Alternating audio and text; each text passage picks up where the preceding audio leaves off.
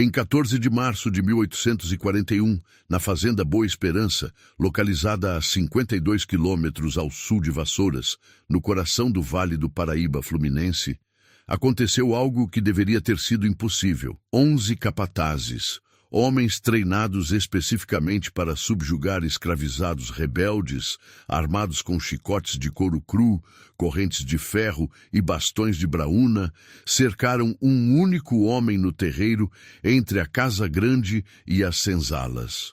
O confronto durou 4 horas. Quando terminou, 7 dos capatazes precisaram de tratamento médico, 2 nunca mais trabalharam. E o homem no centro daquele círculo de violência ainda estava de pé, sangrando, mas inquebrantável.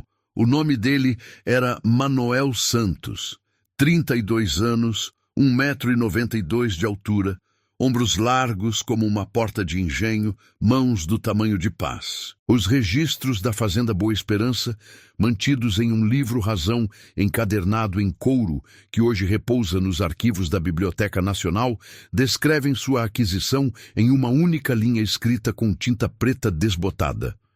18 de janeiro de 1837, adquirido Manoel, africano, aproximadamente 28 anos, de força descomunal e temperamento inquebrantável. Marca tribal no ombro esquerdo, comprado de Antônio Cardoso da Silva por 1.200 réis. O que aquele registro não diz, o que nenhum documento oficial jamais revelou, foi porque 11 homens armados e treinados não conseguiram subjugar Manoel Santos naquela manhã de março. O que aquele livro-razão não menciona é o que o barão Estevão Ferreira de Albuquerque, senhor de Boa Esperança, descobriu sobre Manoel nos dias seguintes àquele confronto, uma descoberta que o aterrorizaria pelos próximos 6 anos e mudaria para sempre a forma como ele via o mundo e seu lugar nele. Antes de continuarmos com essa história que os jornais da época chamaram de acidente trágico e que a história oficial do Império tentou enterrar sob camadas de silêncio, preciso que você faça algo. Se você está ouvindo isso agora, de qualquer lugar do Brasil ou do mundo, inscreva-se neste canal e ative o sino de notificações. Este canal existe para desenterrar as histórias que tentaram apagar da memória nacional, para dar voz aos que foram silenciados, para revelar verdades que os poderosos quiseram manter ocultas. E deixe nos comentários de qual estado ou cidade você está assistindo. Será que sua região esconde segredos parecidos com o da Fazenda Boa Esperança? Quantos Manoel Santos existiram e foram apagados dos registros? Queremos saber onde nosso público está, porque essas histórias pertencem a todos os cantos do Brasil. Agora, vamos mergulhar no que realmente aconteceu entre março de 1841 e junho de 1847. 6 anos de terror psicológico, experimentos brutais e uma vingança que levaria uma família inteira à destruição. O Vale do Paraíba, em 1841, era o coração pulsante do Império do Brasil. Enquanto a mineração em Minas Gerais declinava, enquanto o açúcar nordestino perdia espaço para competidores caribenhos, o café do Vale transformava fazendeiros em barões e barões em semideuses locais. A terra roxa, fértil como bênção e cruel como maldição, produzia grãos que alimentavam a Europa e os Estados Unidos. Cada saca de café representava dias de trabalho sob sol inclemente, mãos sangrando de colher grãos, costas curvadas desde antes do amanhecer até depois do crepúsculo. A Fazenda Boa Esperança ocupava 1.200 hectares daquela terra abençoada e maldita. A Casa Grande era uma construção imponente de 2 andares, erguida em 1823 pelo pai do atual barão, com paredes caiadas de branco, janelas de vidro importado da França, telhado de cerâmica vermelha e uma varanda com colunas que circundava todo o primeiro andar.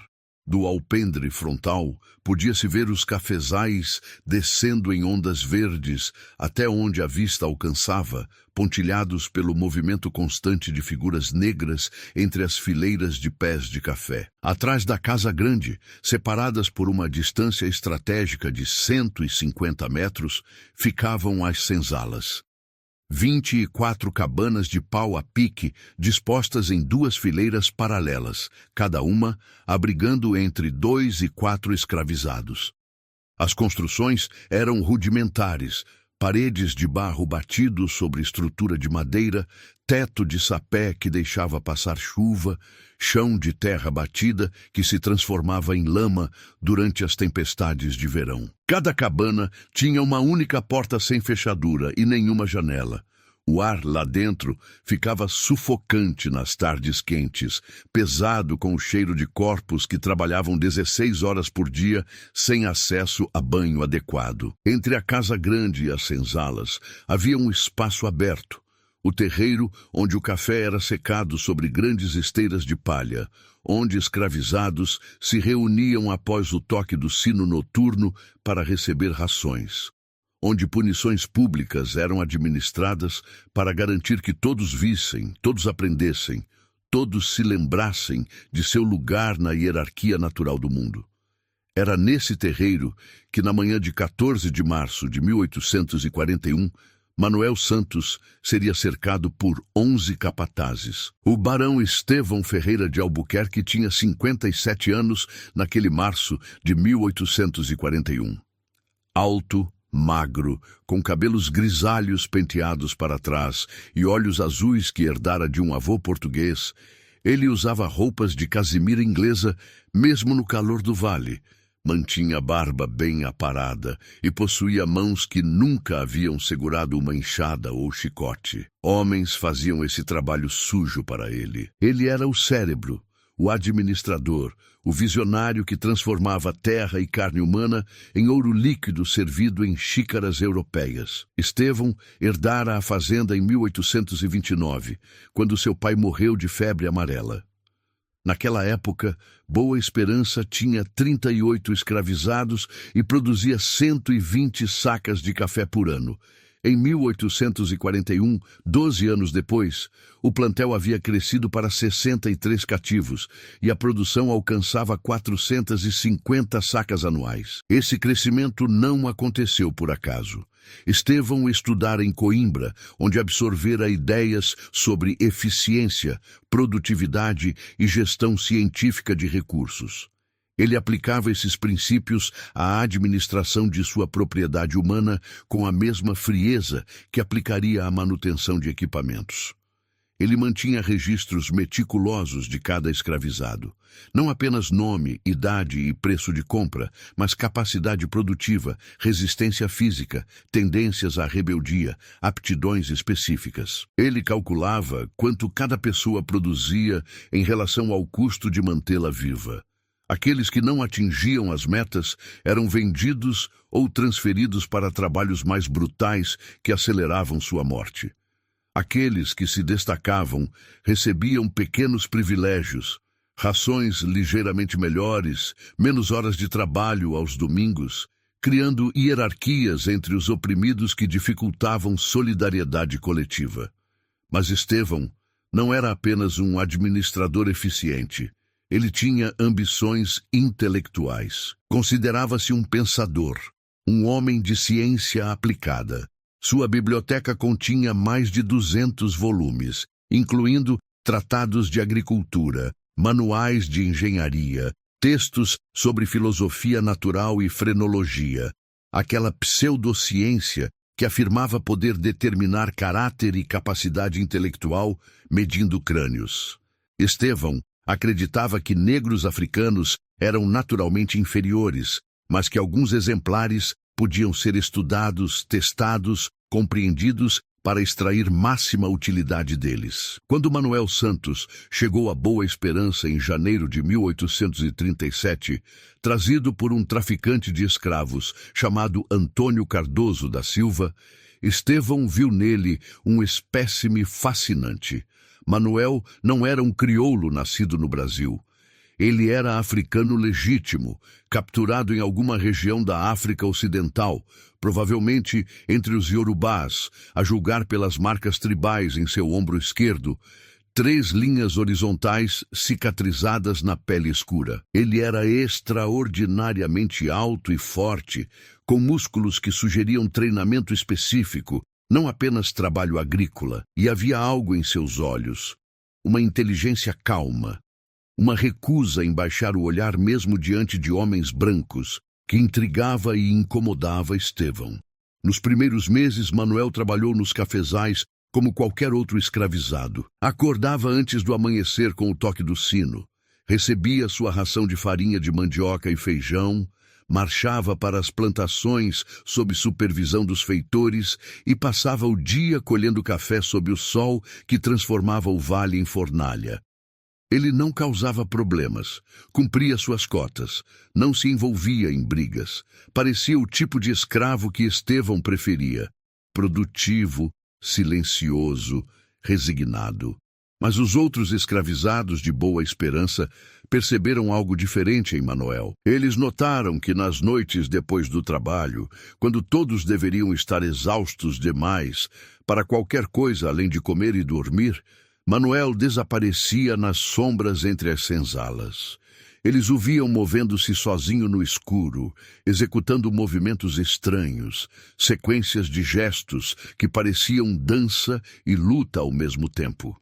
Eles o viam coletando ervas na beirada da mata, folhas que a maioria não reconhecia, raízes que ele mastigava ou guardava em pequenos sacos de pano. Um escravizado chamado Tomé, homem de 45 anos que nascera na fazenda e conhecia todos os segredos daquele lugar, observava Manuel com mistura de respeito e medo. Tomé trabalhava como ferreiro, tinha certa liberdade de movimento e acesso a ferramentas que outros não possuíam. Uma noite de maio de 1837, ele se aproximou de Manuel enquanto este preparava uma infusão de folhas sobre pequena fogueira oculta atrás da última senzala. "Você é Babalaô", Tomé disse em voz baixa, usando a palavra Yorubá para sacerdote de Ifá, guardião do conhecimento ancestral. Manuel não respondeu imediatamente. Continuou mexendo as folhas na água fervente, observando como a cor verde escura se espalhava pelo líquido. Finalmente, sem olhar para Tomé, ele disse: "Eu era muitas coisas antes de me trazerem para este inferno.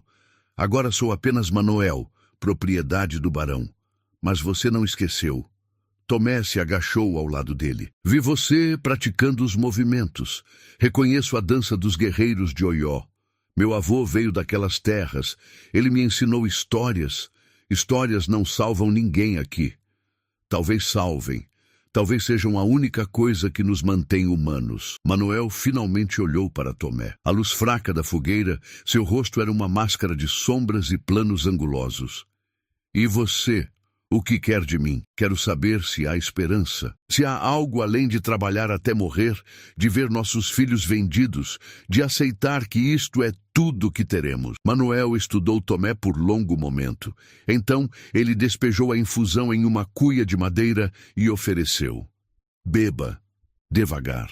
Vai dar força. Não força sobrenatural, apenas força real. Ajuda o corpo a recuperar do trabalho." Tomé bebeu. O líquido era amargo, mas quente, descendo pela garganta e espalhando calor pelo peito. E a esperança? Esperança é perigosa. Esperança faz homens cometerem loucuras que os levam ao tronco ou ao cemitério.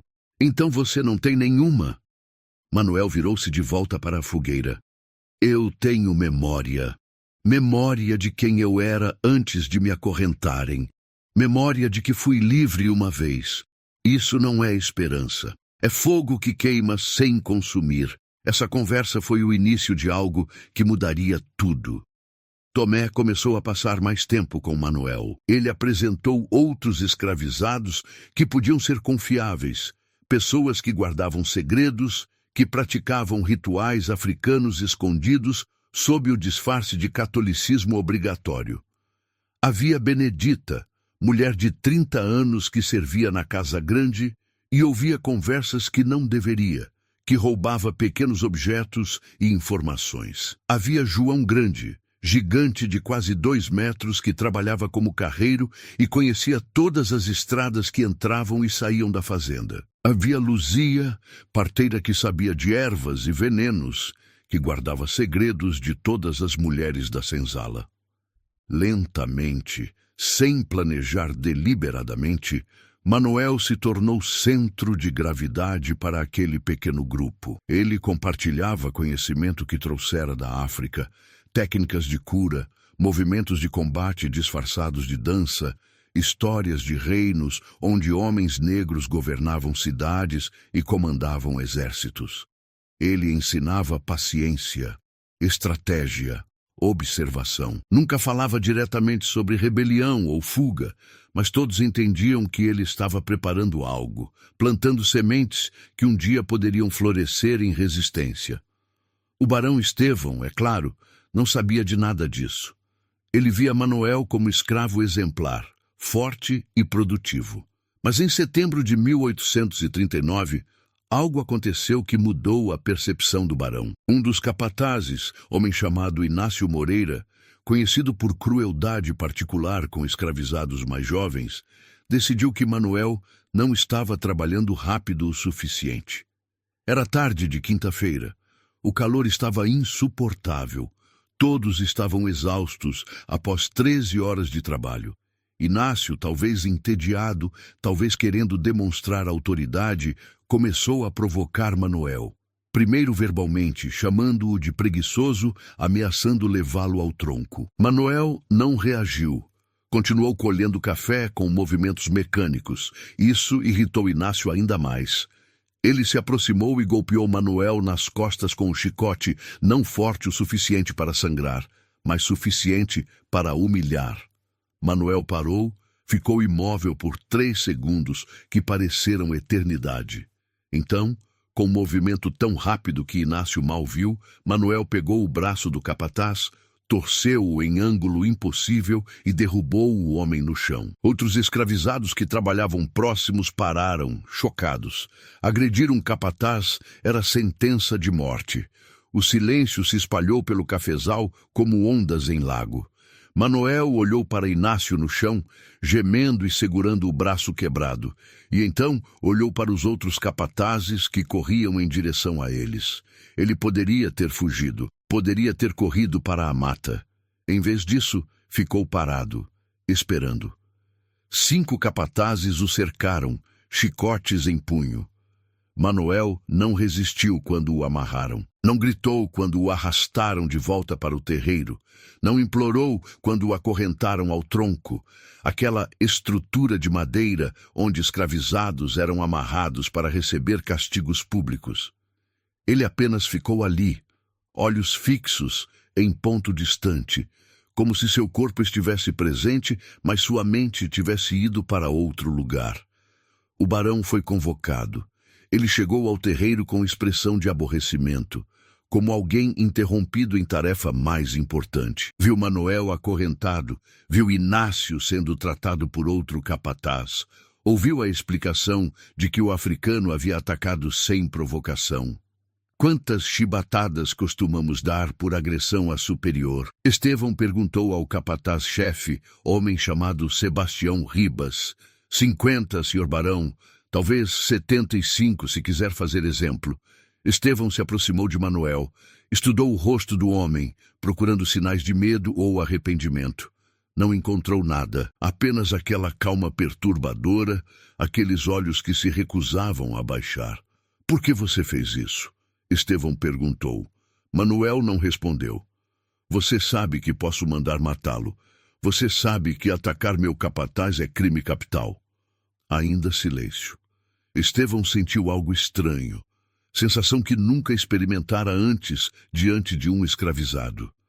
Não era exatamente medo, mas desconforto profundo, como se a ordem natural tivesse sido momentaneamente suspensa. Esse homem deveria estar apavorado, deveria estar implorando, deveria estar se curvando em submissão.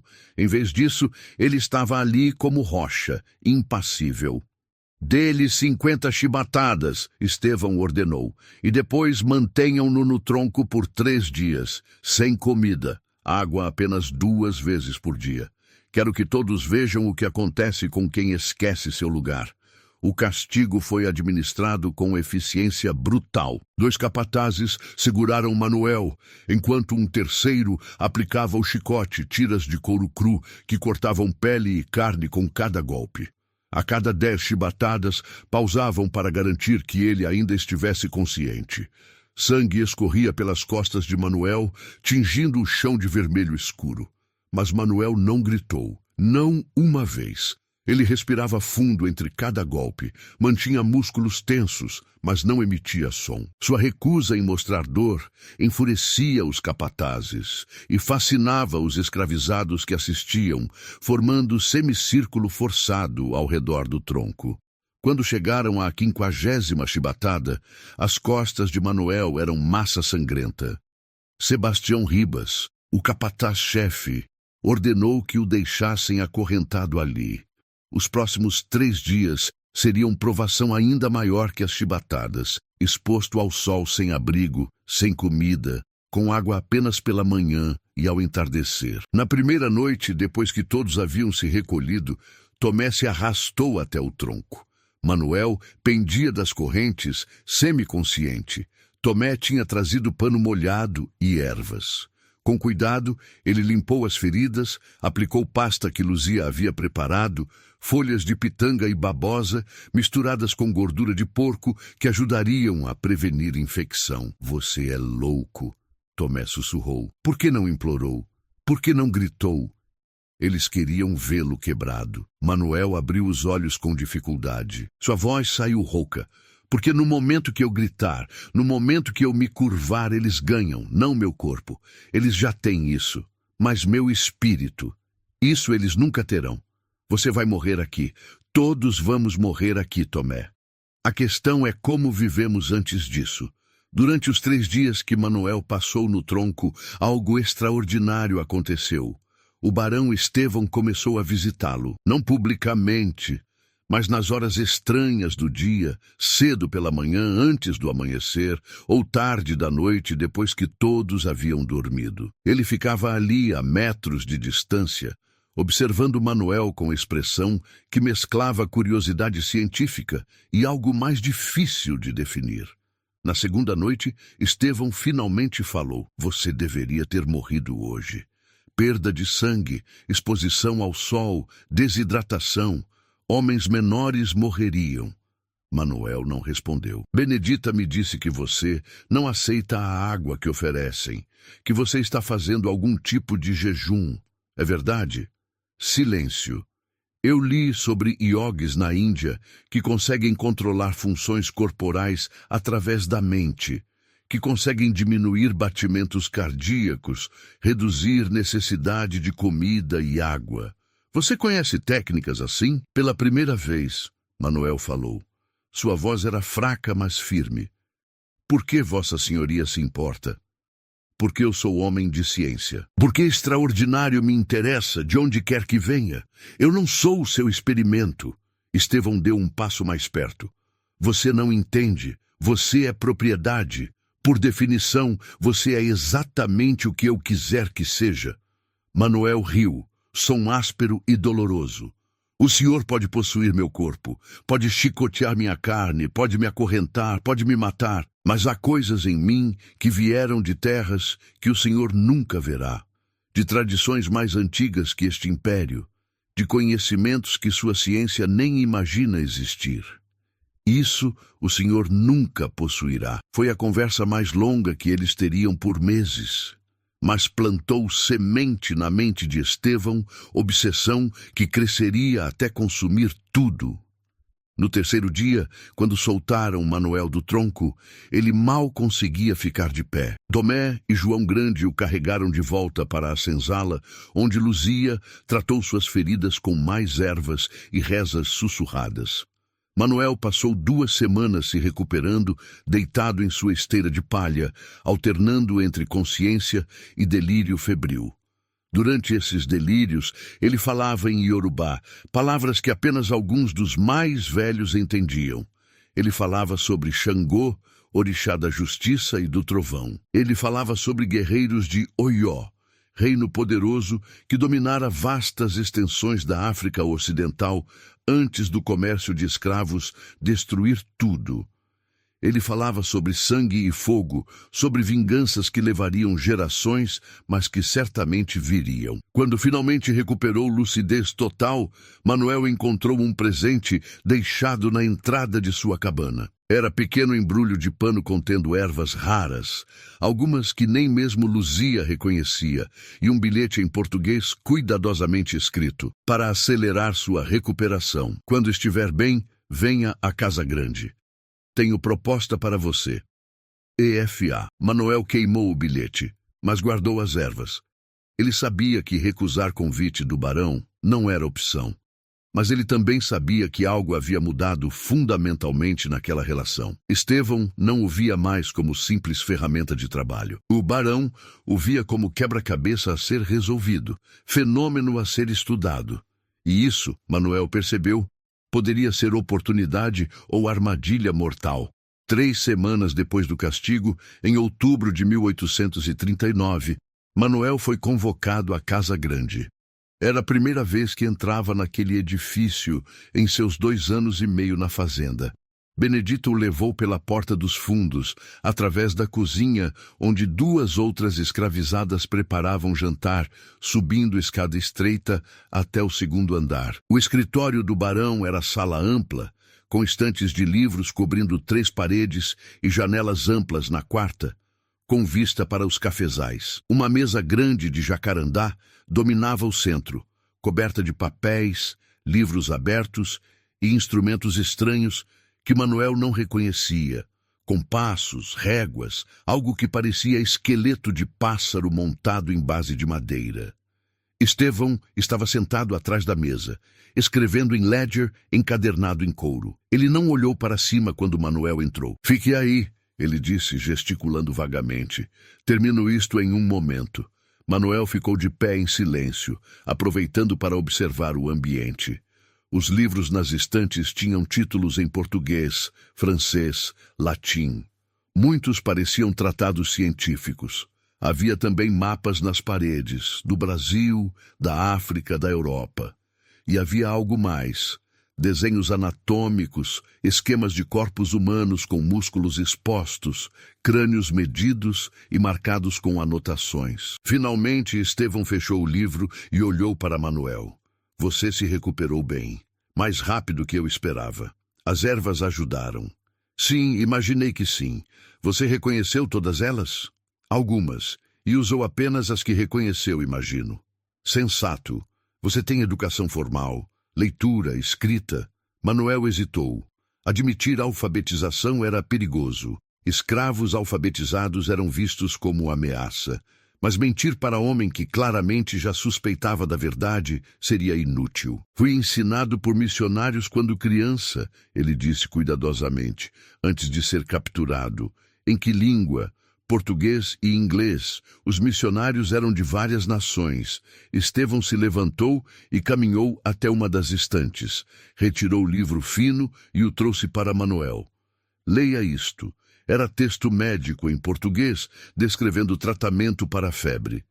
Manuel leu em voz alta, sem tropeços, com pronúncia clara. "Excelente." Estevão pegou o livro de volta.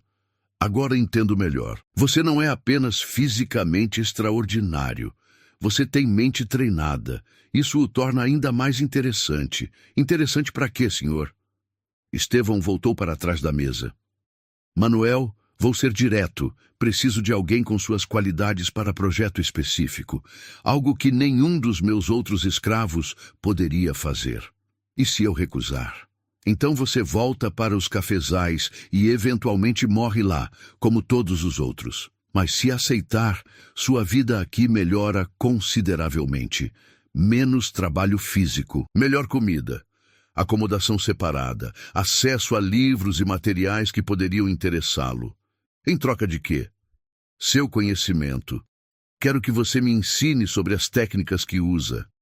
As ervas, os exercícios, os métodos de controle mental que permitem suportar dor como suportou. Quero documentar tudo, sistematizar, entender cientificamente. E depois que o senhor souber tudo, Estevão sorriu, expressão sem calor. Depois veremos. Talvez você continue útil. Talvez não, mas posso garantir que enquanto estiver cooperando, estará protegido. Manuel entendeu o que estava sendo oferecido. Barganha faustiana, trocar conhecimento ancestral por conforto temporário. Tudo nele gritava para recusar, para cuspir na cara daquele homem que pensava poder possuir não apenas corpos, mas também sabedoria de gerações. Mas Manuel também era pragmático.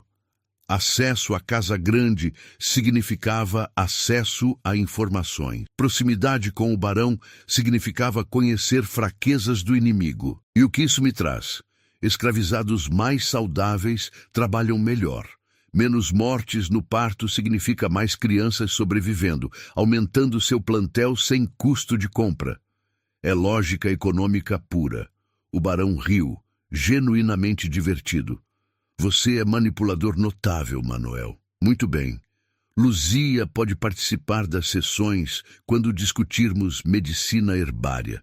Mas tudo mais, as técnicas mentais, os movimentos de combate que você pratica, isso fica entre nós. Concordo? Concordo. E assim começou o que Estevão chamaria em seu diário de Projeto Manuel, e o que Manuel pensava como conhecendo o demônio. Pelos próximos 18 meses, até março de 1841, Manuel passou 3 tardes por semana no escritório do barão. Ele ensinava sobre ervas, demonstrava exercícios de respiração e alongamento, explicava teorias sobre equilíbrio corporal que aprendera de anciãos em sua terra natal.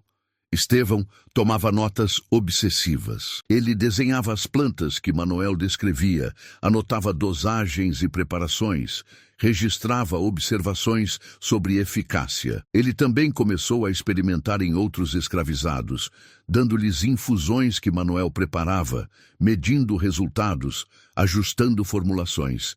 Para Manuel, essas sessões eram tortura psicológica. Ver conhecimento ancestral, transmitido através de gerações, com respeito e reverência, sendo reduzido a anotações clínicas em ledger de plantation, sendo transformado em ferramenta de opressão mais eficiente.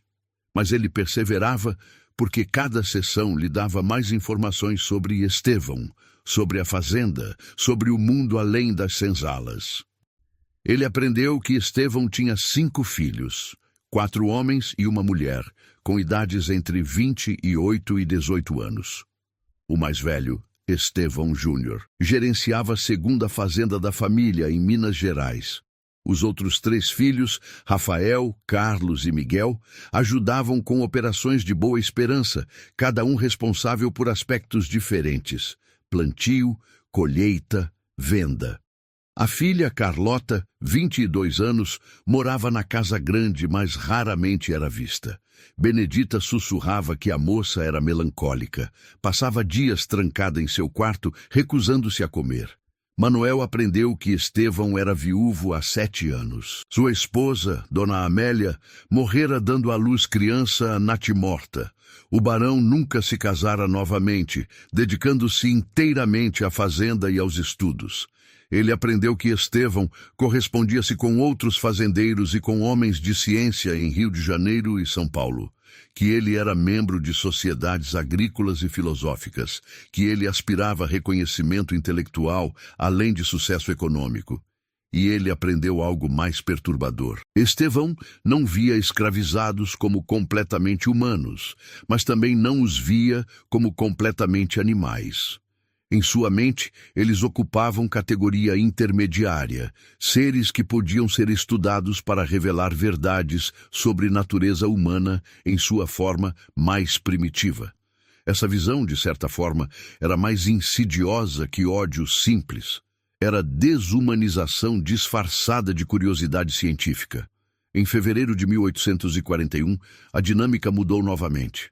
Estevão decidiu que queria testar limites físicos de Manuel. Ele organizou série de experimentos, como os chamava, competições de força e resistência entre Manuel e outros homens escravizados. Primeiro foi levantamento de peso. Manuel competiu contra João Grande, o homem mais forte da fazenda além dele.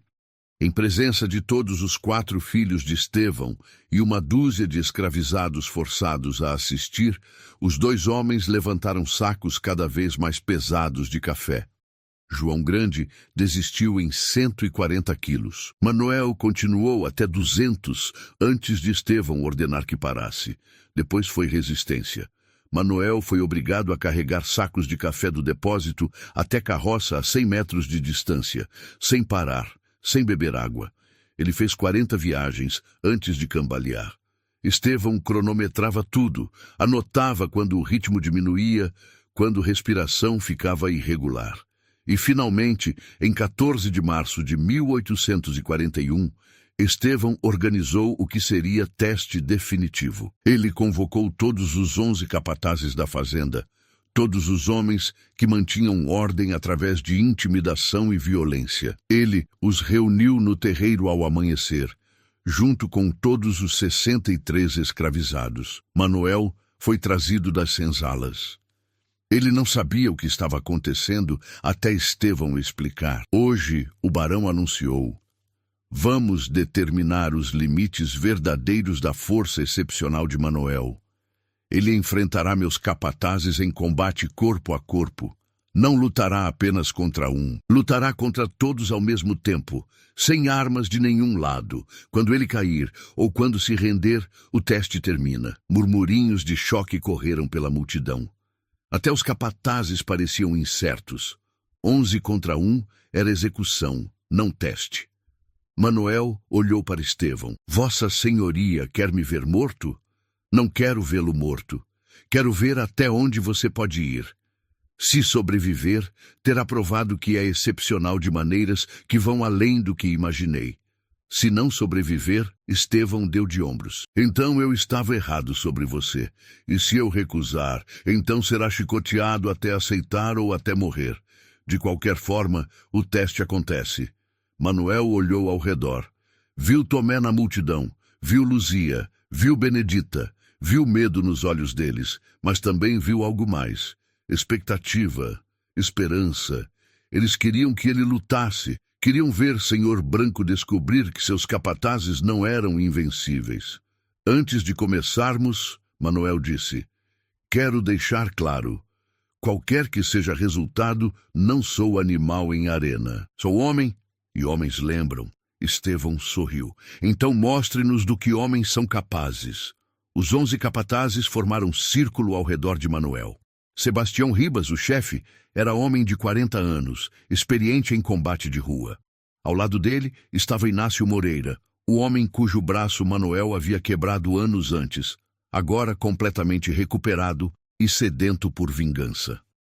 Havia também Damião Costa, mulato livre que odiava africanos, que via sua posição como capataz como prova de superioridade. Os outros 8 eram variações do mesmo tipo, homens que viviam de brutalizar outros, que transformavam violência em profissão. Sebastião deu o sinal: atacar. O que aconteceu nos próximos 4 horas se tornaria lenda em Boa Esperança, história contada e recontada nas senzalas pelos próximos 6 anos, exagerada com cada repetição até que realidade e mito se tornassem indistinguíveis. Uma versão factual, a que Estevão registraria em seu diário com precisão científica, era esta: os capatazes atacaram em grupos. Primeiro 2, Sebastião e Inácio, esperando sobrecarregar Manuel rapidamente. Manuel usou técnica que eles nunca haviam visto, pegou o impulso de Sebastião e o lançou contra Inácio, derrubando ambos. Antes que levantassem, 3 mais atacaram.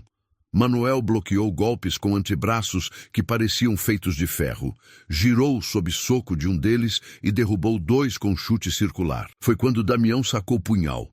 Tecnicamente violação das regras, mas ninguém interviu. Damião avançou, lâmina visando costelas de Manuel. Manuel pegou o pulso do atacante, torceu até Damião soltar a faca e quebrou o nariz dele com cabeçada. Nos primeiros 20 minutos, 4 capatazes estavam no chão, feridos demais para continuar. Os 7 restantes recuaram, reavaliando. Sebastião gritou para atacarem todos juntos. Eles obedeceram. 7 homens, 240 quilos combinados de músculos e raiva, colidiram com Manuel. Ele desapareceu sob massa de corpos, golpes chovendo de todos os lados. A multidão de escravizados assistia em silêncio absoluto. Mas então, impossível, Manuel se levantou. Com 5 homens agarrados a ele, ele se levantou. Rugindo, som que vinha do fundo de seu peito, som que não era humano, mas também não era animal, algo primordial, ele sacudiu 2 deles como criança sacudiria bonecas de pano. Pegou outro pelo cinto e o lançou 3 metros. Os 2 restantes soltaram e recuaram, olhos arregalados. Sangue escorria de cortes na testa e lábios de Manuel. Seu ombro direito estava deslocado, pendendo em ângulo estranho. Costelas provavelmente quebradas pelo modo como respirava. Mas ele continuava de pé. Sebastião, com o nariz sangrando, ordenou pausa. 20 minutos de descanso. Água para todos. Estevão concordou. Ele estava fascinado, olhos brilhando com excitação científica. Durante a pausa, Luzia correu até Manuel. Ela tinha pequena cuia de água e pano. Limpou o sangue de seu rosto, sussurrou. Você não precisa provar nada. Pode parar. Sim, preciso, Manuel respondeu. Ele olhou para os escravizados reunidos, todos os olhos fixos nele. Eles precisam ver. Precisam saber que não somos inferiores, que não somos fracos, que se um homem pode resistir a 11, então nenhum de nós precisa aceitar o que nos fazem. Mas você vai morrer. Talvez, mas vou morrer de pé. Quando o combate recomeçou, a estratégia dos capatazes mudou. Eles não tentaram derrubar Manuel. Em vez disso, focaram em desgastá-lo. Golpes rápidos e recuos. Atacar quando ele se virava para enfrentar outro. Foi guerra de atrito. E lentamente, inevitavelmente, funcionou. Manuel começou a ficar mais lento. Seus bloqueios ficaram menos precisos. Ele levou soco no estômago que o dobrou. Chute na coxa que o fez cambalear. Por volta da 3ª hora, ele estava lutando de joelhos, ainda se recusando a cair completamente. Foi quando aconteceu a coisa que ninguém esperava. Tomé saiu da multidão e entrou no círculo. Basta! Ele gritou. Isto não é teste. É assassinato. Sebastião se virou para ele. Você não tem autoridade aqui, ferreiro. Volte para seu lugar. Não! Tomé se posicionou entre os capatazes e Manuel. Se vocês querem continuar, terão que passar por mim também. João Grande foi o próximo a se juntar a ele. Depois Luzia, depois Benedita. Em questão de minutos, 15 escravizados formavam barreira humana ao redor de Manuel. Estevão assistia tudo de sua cadeira no pórtico da Casa Grande. Seus filhos estavam ao lado dele, esperando ordens. Um gesto seu e os capatazes abririam fogo com armas que tinham. 15 mortos para manter ordem. Mas Estevão estava sorrindo. Extraordinário, ele murmurou. Não é apenas a força física. É a lealdade que ele inspira. Isto é mais valioso que qualquer coisa que eu esperava. Ele se levantou e desceu ao terreiro. Basta. O teste terminou. Mas, senhor barão, Sebastião protestou. Ele ainda está consciente. Não terminamos. Oh, mas terminaram. Olhe ao redor. Vocês 11, com chicotes e armas, não conseguiram quebrar um homem acorrentado em minha fazenda. E agora 15 outros estão dispostos a morrer defendendo-o. Eu diria que Manuel venceu este teste de maneiras que vão muito além de resistência física. Estevão caminhou até onde Manuel ajoelhava, sustentado por Tomé. Você provou seu ponto, ele disse. Agora vamos cuidar de seus ferimentos e discutir o que vem a seguir. Manuel cuspiu sangue. O que vem a seguir? Mudança de arranjo. Você claramente não pode continuar vivendo nas senzalas comuns. Causará mais distúrbios. Vou construir cabana separada para você, mais perto da casa grande, e vou fazer uma proposta que pode interessá-lo. Nos dias seguintes, enquanto Manuel se recuperava, trabalhadores construíram pequena casa de madeira a meio caminho entre casa grande e senzalas. Tinha quarto, sala pequena, até janela de verdade. Para os padrões escravos, era palácio. Quando Manuel finalmente conseguiu caminhar novamente, Estevão o convocou. Não para o escritório desta vez, mas para a biblioteca no primeiro andar da casa grande, sala que Manuel nunca vira antes. Prateleiras de chão ao teto continham centenas de livros. Havia mesa de leitura com lamparina, cadeiras estofadas, até pequeno globo terrestre em pedestal de bronze. Sente-se, Estevão disse, indicando uma das cadeiras. Manuel sentou, desconfortável. Escravos não se sentavam na presença de senhores. Passei os últimos dias pensando. Estevão começou. Você é excepcional de maneiras que vão além do físico. Sua mente é afiada. Você compreende estratégia, manipulação, como inspirar lealdade.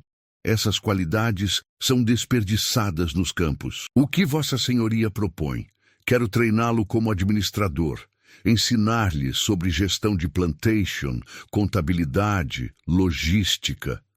Eventualmente você poderia supervisionar operações enquanto eu me concentro em meus estudos. Manuel o encarou. O Senhor quer que eu ajude a oprimir meu próprio povo. Quero que você tenha poder real. Não liberdade, isso nunca. Mas poder dentro deste sistema. Você poderia melhorar condições para os outros. Reduzir castigos desnecessários. Garantir rações adequadas. Manuel, você sozinho não pode destruir a instituição da escravidão, mas pode fazer diferença dentro dela. Era oferta tentadora e repugnante ao mesmo tempo. Tornar-se colaborador, gerente do próprio inferno. Mas também ter capacidade de proteger pessoas que amava, de mitigar crueldades piores. Preciso pensar, Manuel disse finalmente. Claro, tome o tempo necessário. Mas saiba que esta oferta tem prazo. Se recusar, volta aos campos e perderei interesse em protegê-lo de outros incidentes. Era chantagem sofisticada. Aceite minha proposta, o próximo teste será fatal. Manuel passou semana em sua nova cabana, visitado apenas por Tomé e Luzia. Eles debateram por horas o que ele deveria fazer. Tomé argumentava que qualquer posição de poder poderia ser usada para ajudar a planejar algo maior, resistência organizada, talvez até levante. Luzia era mais cética, acreditava que o sistema corromperia Manuel, transformaria-o em ferramenta de opressão que pensava estar resistindo. Foi Benedita quem trouxe a informação que mudou tudo. Ela ouvira a conversa entre Estevão e seu filho Rafael. O barão planejava expandir operações dramaticamente, comprar fazenda vizinha que havia falido, aumentar plantel de 63 para mais de 200 escravizados. Ele mencionara que precisaria de alguém absolutamente leal para gerenciar números tão grandes. Mas também mencionara outra coisa. Ele estava preocupado com o crescente movimento abolicionista no Rio de Janeiro. Políticos e intelectuais começavam a questionar a moralidade da escravidão. Inglaterra pressionava Brasil a acabar com o tráfico de africanos. Estevão acreditava que tinha talvez uma década antes do sistema começar a entrar em colapso. Essa informação iluminou o caminho para Manuel. Se Estevão estava certo, se escravidão tinha prazo de validade, então questão não era se seriam livres, mas quando e em que condições. Trabalhar de dentro do sistema poderia garantir que quando o colapso viesse, os escravizados de Boa Esperança estariam posicionados para sobreviver e prosperar após. Ele aceitou a proposta de Estevão, e assim começou a fase mais estranha da vida de Manuel Santos, anos entre 1841 e 1847, quando ele foi simultaneamente escravizado e administrador, propriedade e gerente de propriedades. Estevão cumpriu sua palavra. Ele ensinou Manuel sobre contabilidade, como manter livros-razão, calcular custos de produção, maximizar lucros. Ensinou sobre mercados de commodities, como café era vendido, transportado, exportado.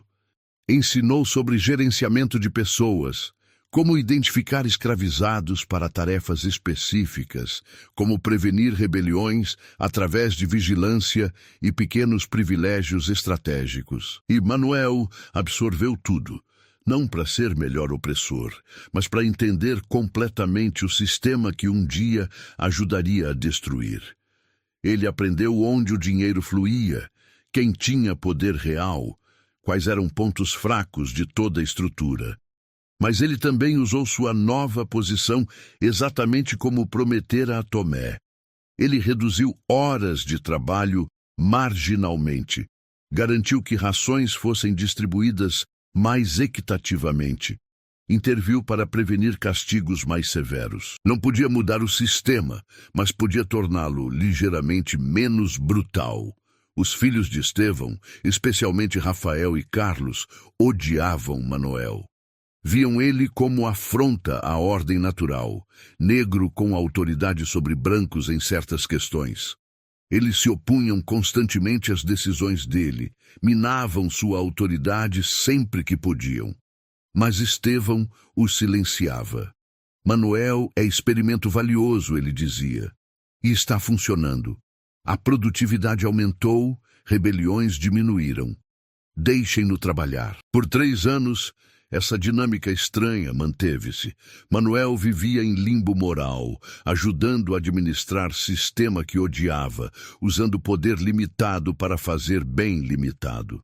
Ele sabia que estava se comprometendo, que cada decisão que tomava para manter plantação funcionando suavemente era traição a princípios maiores. Mas ele também estava plantando sementes. Ele ensinou Tomé e outros escravos alfabetizados a ler mapas. Ele memorizou rotas de fuga para quilombos conhecidos. Ele estabeleceu conexões secretas com escravizados de fazendas vizinhas, criando rede de informação que estendia por todo o Vale do Paraíba. E ele esperava. Esperava pelo momento certo, pela oportunidade certa, pelo sinal que diria que era hora de transformar conhecimento em ação. Esse momento chegou em janeiro de 1845. Estevão recebeu carta de seu filho mais velho, Estevão Júnior, em Minas Gerais. A fazenda lá estava enfrentando revolta de escravizados. 12 haviam fugido, levando armas e ferramentas. Estevão Júnior pedia que o pai enviasse capatazes experientes para ajudar a reprimir distúrbio. Estevão decidiu ir pessoalmente, levando Rafael e 6 capatazes, incluindo Sebastião Ribas. Eles estariam fora por pelo menos 3 semanas. Antes de partir, ele chamou Manuel. Você estará encarregado de Boa Esperança em minha ausência. Carlos e Miguel permanecerão aqui, mas decisões operacionais são suas. Não me decepcione. Pela primeira vez, desde chegar à fazenda em 1837, Manuel estava efetivamente no controle, e ele tinha 3 semanas para fazer algo com isso. Na primeira noite após partida do barão, Manuel convocou reunião secreta. Não nas senzalas, onde olhos e ouvidos de informantes podiam detectar, mas na mata, 2 quilômetros dentro da floresta que cercava a fazenda. 23 escravizados vieram. Eram os de confiança, aqueles que compartilhavam conhecimento há anos. Tomé, João Grande, Luzia, Benedita e 19 outros. Temos 3 semanas, Manuel disse. Talvez menos se Estevão terminar seus negócios rápido. Nesse tempo precisamos decidir nosso futuro. Fuga, João Grande perguntou. Finalmente vamos fugir? Alguns de nós, sim, mas não todos. Fuga em massa seria perseguida implacavelmente. Capitães do mato rastreariam todos e trariam de volta ou matariam tentando, mas grupo pequeno, preparado, com recursos adequados, poderia alcançar Quilombo dos Palmares Pequenos em Minas. Sei onde fica. Tenho contatos lá. Quantos podem ir? Tomé perguntou. 5, talvez 6. Mais que isso chamariam muita atenção. E o resto de nós? Ficamos aqui como sempre. Manuel balançou a cabeça. Não como sempre. Quero deixar sementes plantadas, documentos escondidos, evidências das brutalidades de Estevão. Quando a abolição vier, e ela virá, queremos ter provas que ele não pode negar. Provas que garantam que nenhum Albuquerque jamais se beneficie de reputação limpa. Durante as próximas 2 semanas, Manuel organizou fuga mais cuidadosamente planejada que Vale do Paraíba já vira. Ele selecionou 5 pessoas, 2 casais jovens e um homem solteiro, todos fortes, todos alfabetizados, todos capazes de começar nova vida em Quilombo. Ele roubou dinheiro do cofre de Estevão, 500 mil réis em moedas de ouro. Roubou mapas do escritório. Roubou documentos que provavam que Estevão sabia que tráfico de africanos era ilegal desde 1831, mas continuava comprando escravizados contrabandeados. E ele fez cópia completa do livro Razão, todas as compras, vendas, nascimentos, mortes, castigos registrados desde 1823. Esse documento ele escondeu na base oca de estátua de santo na capela da fazenda, lugar que ninguém pensaria em procurar. Os 5 fugiram na 18ª noite. Manuel os guiou pessoalmente pelos primeiros 10 quilômetros. Mostrou a rota que deviam seguir, deu-lhes provisões e dinheiro. Abraçou cada um.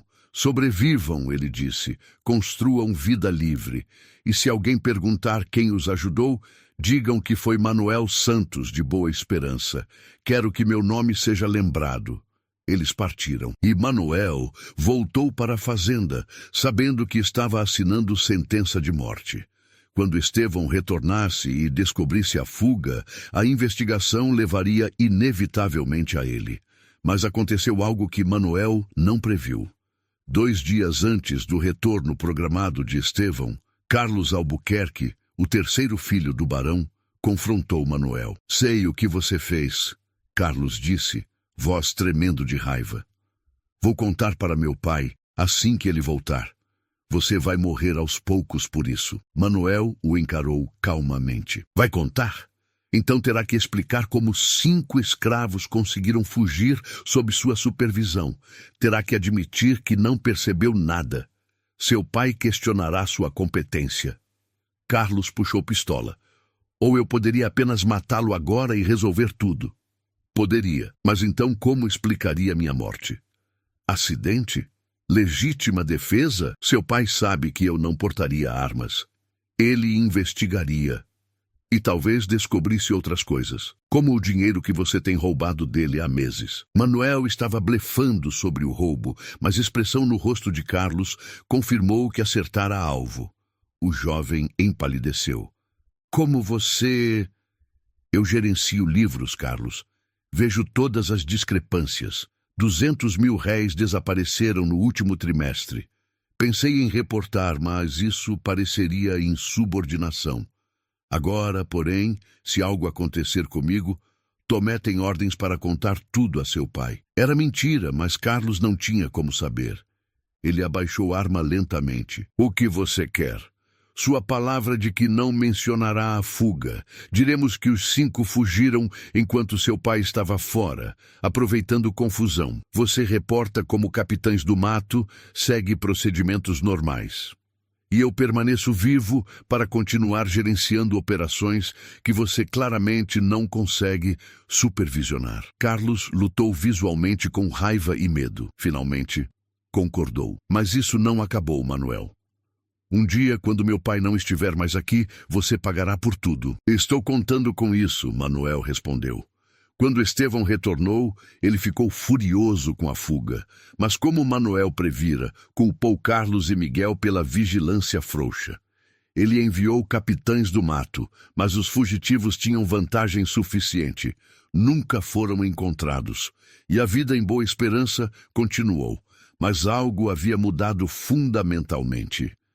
Manuel provara que era possível resistir, que fugas podiam ser bem-sucedidas. E nos 2 anos seguintes, mais 4 escravizados desapareceram, sempre em pequenos grupos, sempre cuidadosamente planejados. Estevão começou a suspeitar. Ele intensificou vigilância, restringiu movimentos de Manuel, instalou vigias noturnos, mas o dano estava feito. Sementes de rebelião haviam sido plantadas. Em março de 1847, exatamente 6 anos após o confronto com os 11 capatazes, tudo chegou ao ponto de ruptura. Estevão convocou Manuel ao escritório. O barão estava diferente, mais velho, olhos fundos, mãos tremendo ligeiramente.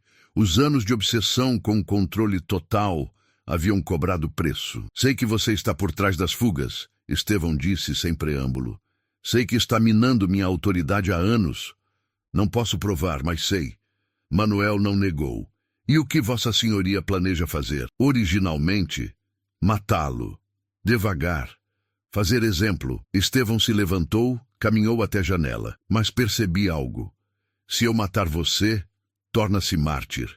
Inspira mais rebeliões. Se eu simplesmente vender você, você escapa para começar novo em outro lugar. Nenhuma opção me satisfaz. Então, vou mantê-lo aqui, mas não mais como administrador, de volta aos campos, de volta ao trabalho que quebra homens. E vou garantir que você viva tempo suficiente para ver todas suas esperanças morrerem. Vou esmagar qualquer resistência que você plantou. Vou vender todos que são próximos a você.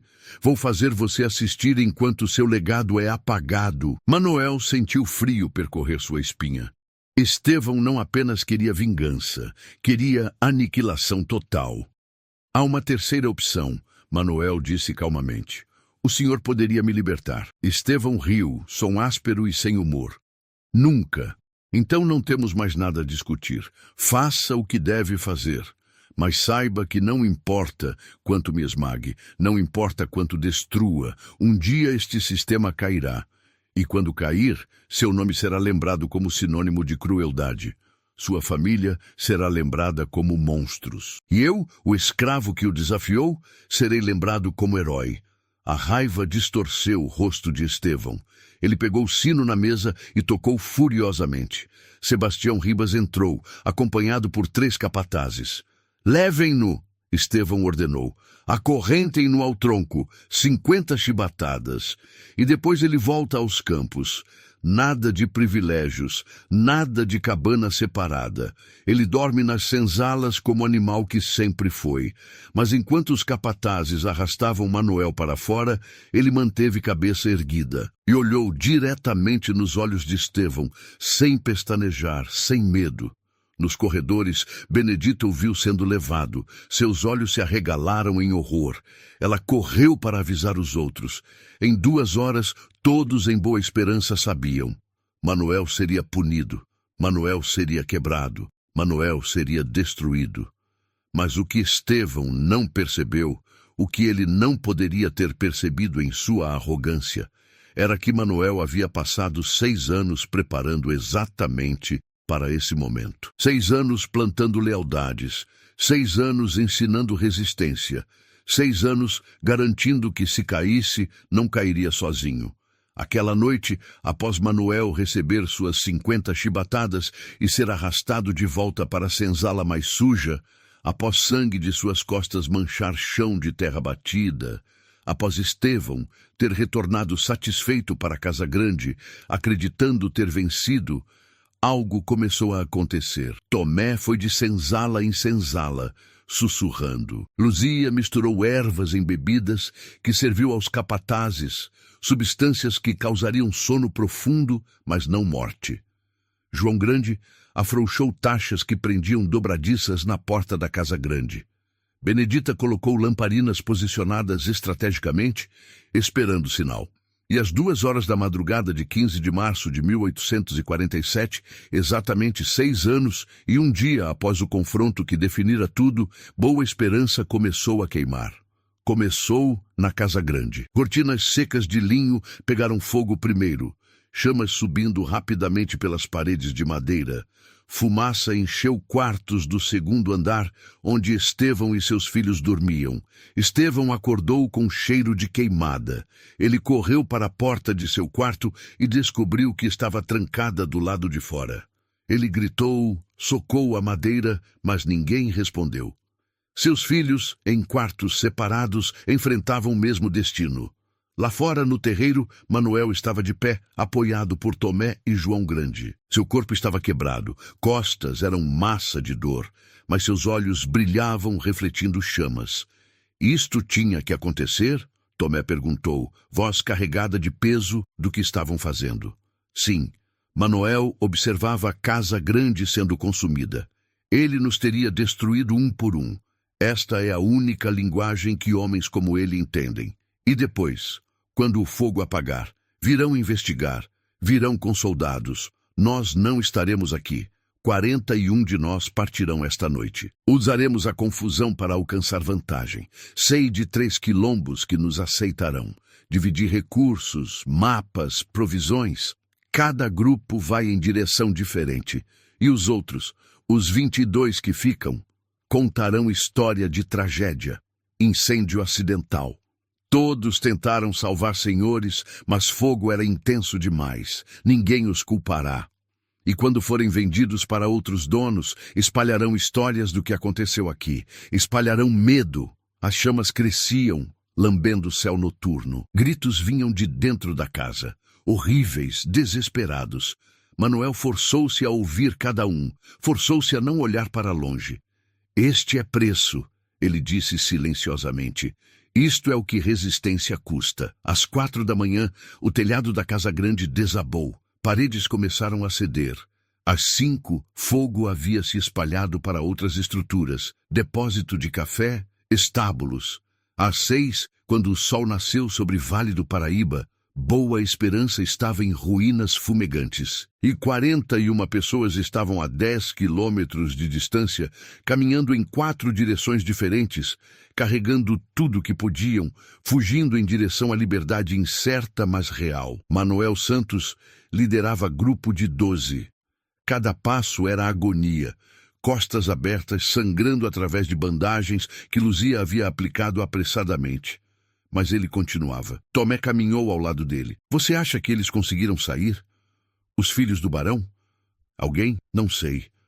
Manuel não olhou para trás. E não me importo. Isso nos torna assassinos. Isso nos torna livres. A notícia do incêndio em Boa Esperança espalhou-se rapidamente pelo Vale do Paraíba. Fazendeiros vizinhos enviaram homens para ajudar. Quando chegaram, encontraram devastação. 5 corpos carbonizados foram recuperados da casa grande, identificados pelos anéis e relógios que sobreviveram ao fogo. Estevão Ferreira de Albuquerque, seus 4 filhos Rafael, Carlos, Miguel e a filha Carlota. A família inteira eliminada. Dos escravizados, 22 permaneceram, contando história consistente. Fogo começou na cozinha, lamparinas derrubadas por acidente. Tentaram acordar senhores, mas portas estavam trancadas, fenômeno que atribuíram a precauções de segurança do próprio barão. 41 escravizados haviam fugido na confusão. Capitães do mato foram enviados, rastrearam por semanas, encontraram 2 grupos. 16 pessoas foram capturadas, trazidas de volta. Metade morreu resistindo. A outra metade foi vendida para fazendas no interior de São Paulo, mas 25 nunca foram encontrados, incluindo Manuel Santos. Jornais da época, o Jornal do Comércio e Correio Mercantil, reportaram tragédia como acidente. Família proeminente destruída por incêndio infeliz. Foram feitos funerais grandiosos no Rio de Janeiro. Estevão foi elogiado como exemplo de empresário progressista, homem de ciência aplicada. Ninguém mencionou os experimentos. Ninguém falou sobre brutalidades. Os 22 escravizados restantes foram vendidos em leilão para cobrir dívidas da fazenda. Eles se espalharam por província do Rio de Janeiro. cada um carregando fragmentos da história real. E na floresta, em 3 diferentes quilombos escondidos nas montanhas de Minas Gerais, histórias começaram a circular sobre homem chamado Manoel Santos, que desafiara 11 capatazes e sobrevivera, sobre homem que aprendera sistema por dentro e o usara contra si mesmo, sobre homem que queimara a fazenda inteira e levara dezenas à liberdade. As histórias cresceram com cada repetição. Diziam que Manoel era invulnerável, que balas ricocheteavam em sua pele. Diziam que ele podia chamar espíritos guerreiros para lutar ao seu lado. Diziam que ele fundara quilombo tão bem escondido que nem mesmo os melhores rastreadores conseguiam encontrá-lo. Quanto disso era verdade? Difícil dizer. Documentos lacrados no Arquivo Nacional, abertos apenas em 1963, contém referências intrigantes.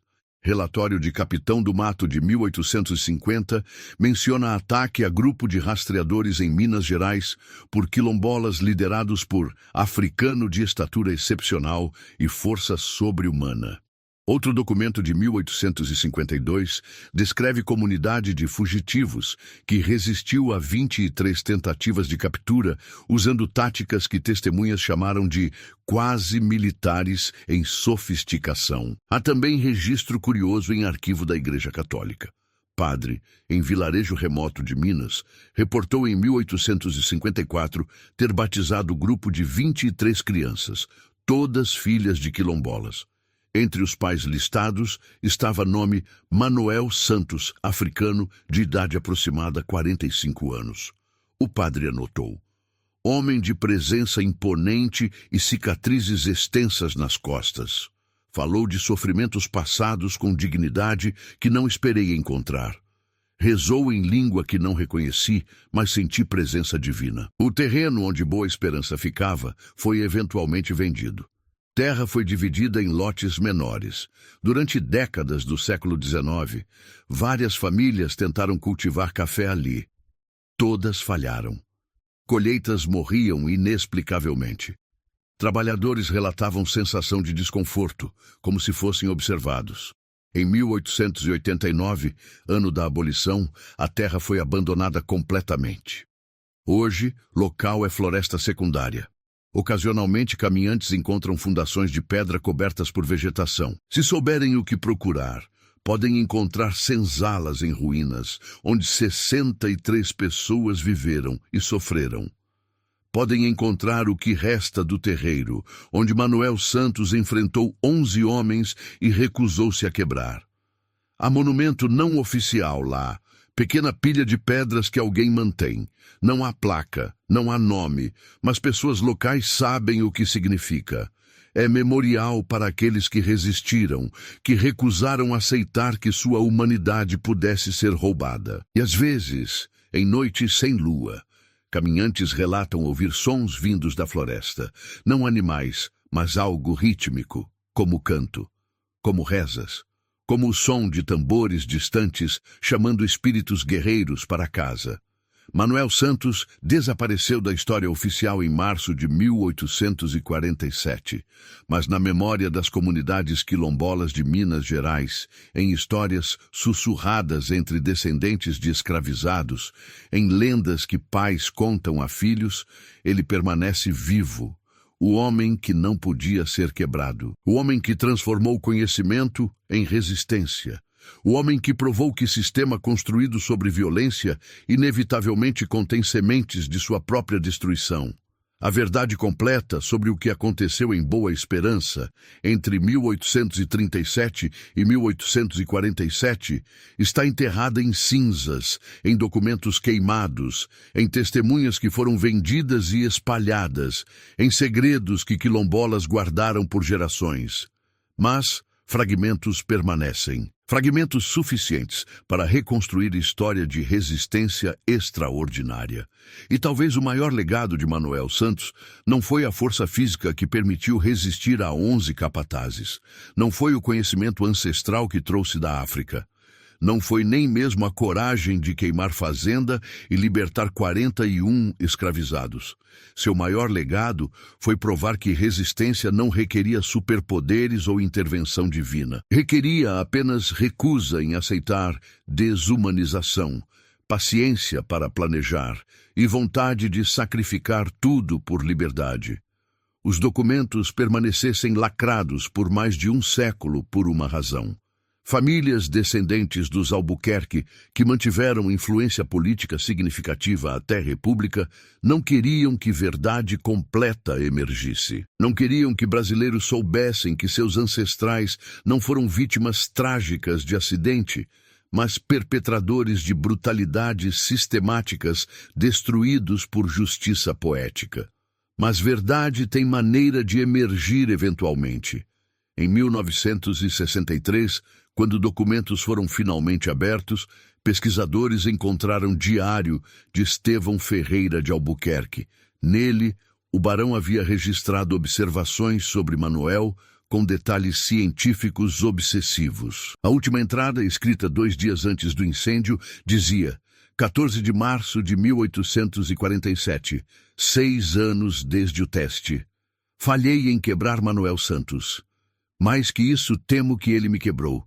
Vejo-o nos campos agora, costas curvas sob sol, mas olhos ainda desafiadores. E sei, com certeza que não posso explicar racionalmente, que ele está esperando, planejando algo. Todos meus capatazes, toda a minha vigilância, todo o meu poder são insuficientes contra a vontade de um homem que se recusa a aceitar sua condição. Talvez a escravidão não seja sustentável não porque moralmente errada, como abolicionistas insistem, mas porque, eventualmente, todo sistema construído sobre subjugação gera Manuel Santos, indivíduos que transformam opressão em combustível para a resistência. Estou começando a temer que não sou cientista estudando o fenômeno. Sou cobaia em experimento cujo resultado já foi predeterminado. A questão não é se Manuel destruirá tudo o que construir. A questão é quando. 2 dias depois, Estevão Ferreira de Albuquerque morreu em chamas na casa que pensava ser fortaleza impenetrável. O que você acha dessa história? Você acredita que Manuel Santos realmente resistiu a 11 capatazes durante 4 horas? Você acha que os documentos lacrados no Arquivo Nacional ainda escondem segredos sobre o que aconteceu naquela noite de março? E mais importante, quantos outros Manuel Santos existiram, cujas histórias foram completamente apagadas porque não deixaram testemunhas ou documentos? Deixe seu comentário abaixo contando de qual estado ou cidade você está assistindo. Será que seu região tem histórias parecidas enterradas em arquivos locais? Será que há descendentes de quilombolas que ainda guardam memórias orais de resistências que nunca foram documentadas oficialmente? Se você gostou dessa investigação sobre Manuel Santos e Boa Esperança, inscreva-se neste canal. Clique no sino de notificações. Compartilhe este vídeo com pessoas que valorizam conhecer a história real do Brasil, não a versão sanitizada que nos ensinaram. Porque cada visualização, cada compartilhamento, cada comentário ajuda a garantir que histórias como a de Manuel Santos não sejam enterradas novamente. E lembre-se, este é apenas um homem, uma fazenda, um episódio entre milhares que aconteceram durante 3 séculos de escravidão no Brasil. Quantas outras histórias de resistência extraordinária estão esperando para serem redescobertas? Quantos outros heróis anônimos merecem ser lembrados? O próximo vídeo deste canal vai explorar outro mistério enterrado da história brasileira. Talvez ainda mais perturbador que este, talvez ainda mais inspirador. Você terá que assistir para descobrir. Nos vemos na próxima investigação sobre as verdades que tentaram apagar da memória nacional. Até lá, lembre-se, conhecer história real é primeiro passo para garantir que horrores não se repitam.